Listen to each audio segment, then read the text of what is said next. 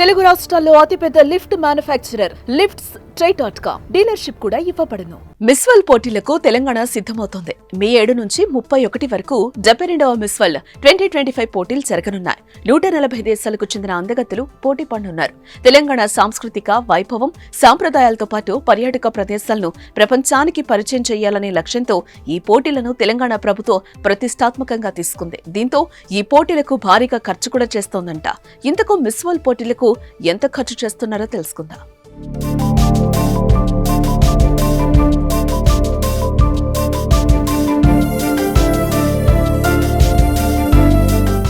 అందమైన భాగ్యనగరం అందాల పోటీలకు వేదికగా మారనుంది.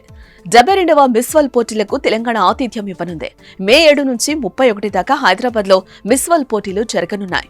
25 రోజుల పాటు 22 ఈవెంట్లు నిర్వహించనున్నారు. ఒక అద్భుతమైన అవకాశం పర్యాటక రంగానికి.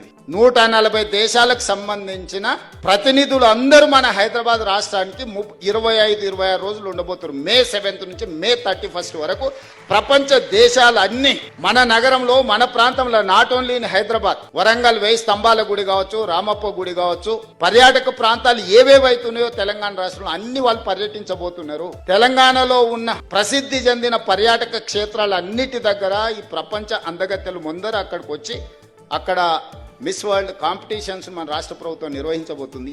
ప్రపంచ నలుమూలల నుంచి 140 దేశాలకు చెందిన కంటెస్టెంట్లతో పాటు ఆయా దేశాలకు చెందిన ప్రముఖ క్రీడాకారులు, పారిశ్రామికవేత్తలు, డాక్టర్లు, ఇంజనీర్లు, న్యాయవాదులు, కళాకారులు ఇలా విభిన్న రంగాలకు చెందిన వారు తరలిరానున్నారు.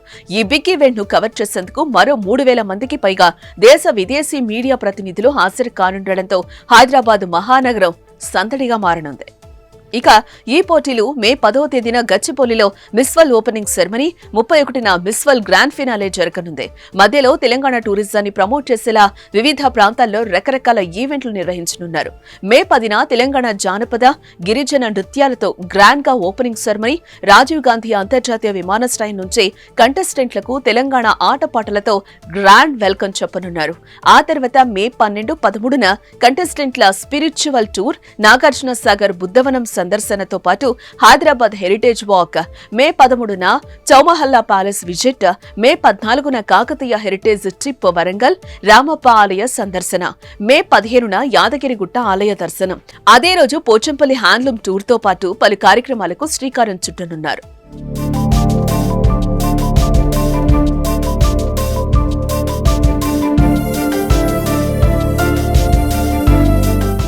ఇకపోతే తెలంగాణ ప్రభుత్వం ఈ పోటీలను ఇంత ప్రతిష్టాత్మకంగా తీసుకోవటం వెనుక ప్రధాన కారణం తెలంగాణ వైపు ప్రపంచ దృష్టి ఆకర్షించడమే. దీంతో పాటు హైదరాబాద్ బ్రాండ్ ఇమేజ్ పెంచడం, ఇక్కడి పర్యాటక ప్రాంతాలకు ప్రాచుర్యం కల్పించడం లక్ష్యంగా ప్రభుత్వం ఈ పోటీలకు ఆతిథ్యం ఇస్తోంది. అయితే ఇంతటి ప్రతిష్టాత్మక మిస్ వరల్డ్ పోటీలకు మొత్తం 54 కోట్లు ఖర్చవుతున్నట్లుగా అంచనా వేస్తున్నారు. ఇందులో సగం అంటే 27 కోట్ల రాష్ట్ర ప్రభుత్వం ఇస్తుంది. మిగతా సగం ఈవెంట్ నిర్వాహకులు వెచ్చిస్తారు. ప్రభుత్వం ఇచ్చే 27 కోట్లలో కేవలం 5 కోట్లను మాత్రమే నేరుగా భరిస్తుంది. మిగిలిన 22 కోట్లను స్పాన్సర్ల ద్వారా సమకూర్చుకునేలా ప్రభుత్వం ప్లాన్ చేసిందట. ఏదేమైనా మిస్ వరల్డ్ పోటీలు హైదరాబాద్ కు కొత్త కళను తీసుకురావడం పక్కాగా కనిపిస్తోందని పలువురు అంచనా వేస్తున్నారు.